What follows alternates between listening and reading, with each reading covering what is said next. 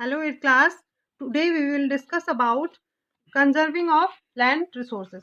आज हम भूमि संसाधन का संरक्षण टॉपिक डिस्कस करेंगे. कंजर्वेशन ऑफ लैंड, इसमें जो कंजर्वेशन वर्ड है उसका मतलब होता है किसी चीज को बचाना. अब जो कंजर्वेशन ऑफ लैंड है उसका मीनिंग है कि जमीन को बचाना. तो कंजर्वेशन ऑफ लैंड यानी कि जमीन को बचाना.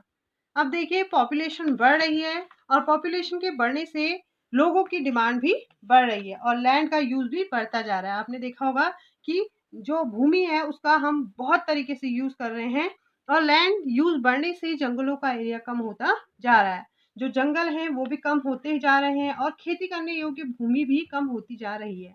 सारी जगहों में या कहें सारी जमीनों पर घर बन रहे हैं, रोड बन रही है, इंडस्ट्रीज बन रही हैं. जंगल और खेती करने योग्य भूमि ये दोनों कम हो रहे हैं. आपने देखा होगा कि जंगल और जो हमारी खेती करने योग्य भूमि है ये दोनों चीजें क्या हो रही है, कम होती जा रही है. इस वजह से लैंड रिसोर्स के कंजर्वेशन की जरूरत है. मीन्स आपने देखा होगा जो जंगल है और खेती करने योग्य भूमि है जो खत्म होती जा रही है, कम होती जा रही है. तो इसी वजह से लैंड रिसोर्स के कंजर्वेशन की जरूरत है. अब लैंड रिसोर्स का कंजर्वेशन कई तरह से हो सकता है. सबसे पहले एफोरेस्टेशन मीन्स पेड़ पौधे लगाने होंगे.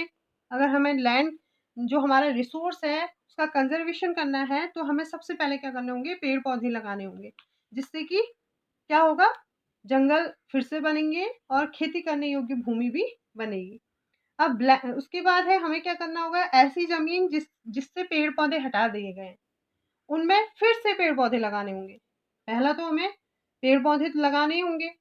उसके बाद दूसरा हमें ऐसी जमीन जहां पर जिनसे पेड़ पौधे हटा दिए गए उनमें फिर से पेड़ पौधे लगाने होंगे.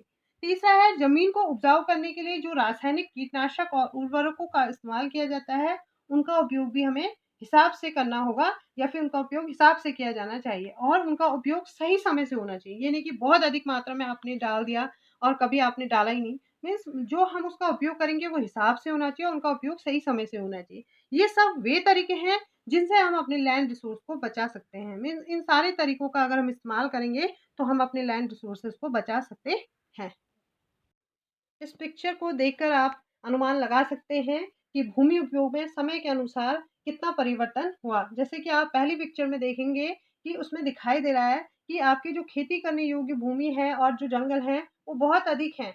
फिर आप सेकंड ड्रॉ में जाएंगे तो आप देखेंगे कि वहां पर उनकी जो पेड़ खेती करने योग्य भूमि है और जंगल है वो है, लेकिन उनके साथ साथ आपको मकान और अ, अ, अन्य चीजें भी दिखाई दे रही हैं. इसके बाद आप थर्ड ड्रॉ में जाते हैं तो आप देखेंगे वहाँ पर जो खेती करने योग्य जगह है और जंगलों की जो मात्रा है वो बहुत कम हो गई है. इसके बाद आप फोर्थ ड्रॉ में फिर देखेंगे तो आपको दिखाई देगा कि जंगलों और खेती करने योग्य भूमि जो है वो क्या हो गई है, आपकी कम हो गई है. मीन्स अब उनकी मात्रा बहुत कम है. तो आपके समझ में आ गया होगा कि लैंड यूज तो बढ़ता जा रहा है और लैंड यूज बढ़ने से जंगलों का एरिया कम होता जा रहा है और खेती करने योग्य भूमि भी कम होती जा रही है. और ये सारी जगहों मीन्स आपको पिक्चर में दिखाई दे रहा है जो ये सारी जगहों में जो जमीन है वहां पे घर बन रहे हैं. आपको दिख रहा है लास्ट पिक्चर में घर बन रहे हैं और रोड बन रही है, इंडस्ट्रीज बन रही हैं. जंगल और खेती करने योग्य भूमि ये दोनों कम हो रही हैं. इस वजह से लैंड रिसोर्स के कंजर्वेशन की जरूरत है. तो आपके समझ में आ गया होगा कि लैंड रिसोर्स के कंजर्वेशन की आवश्यकता क्यों है. Thank you so much.